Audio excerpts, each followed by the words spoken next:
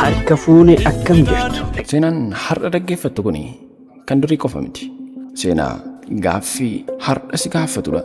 Maaliif uummanni hidhannoo xiqqoo qabaate Impaayera Raayifil Yurooppaanin deeggaramee waggoota 5 oliif dhaabbate? Maaliif maqaan Leenjisoo Diigaa hanga har'aatti Arsii keessaa kan hin duune? Inni goota lolaa qofa ture moo nama sammuu tarsimoo fi tokkummaa saba isaa ijaaraa turedha? Marri har'a seenaa Leenjisoo Diigaa ilaalla. Akka yaadannoo duriitti osoo hin taane akka barnoota boruutti kan ilaallu ta'a. Turtii gaarii.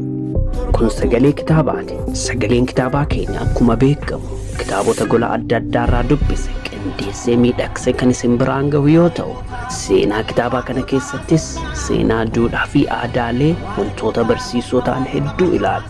Eenyummaa Leenjisoo Diigaa nama dhalatee goota ta'edha. Leenjisoo Diigaan goota dhalate qofa miti. Inni nama rakkoo keessa dhalate, rakkoo keessatti ijaaramedha. Gosa koloobaa keessaa goota dhalate. Abbaan isaa yeroo ijoollummaa isaa irraa du'e, haati isaa abeetaa kan gosa haadha isaa keessaa taate biratti guddate.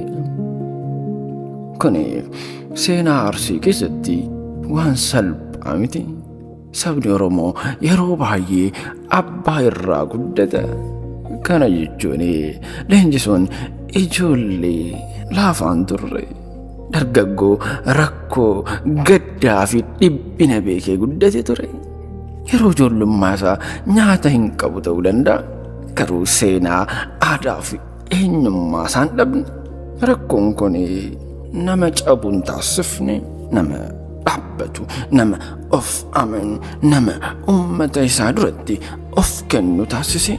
Qorattoonni seenaa kan akka Abbaas Haajii Ganamuu jedhaman Leenjisoon nama humna waraanaa qofaa osoo hin taane nama murtee qindoominaa fi sammuu siyaasaa qabu ture jedhu. Inni nama yoo ani hin dhaabbanne eenyutu dhaabbata jedhudha. Maarree kabajamtoota daawwattoota keenya, rakkoon ati keessatti guddatte akkasi cabsumoo akkasi ijaaruu filatte?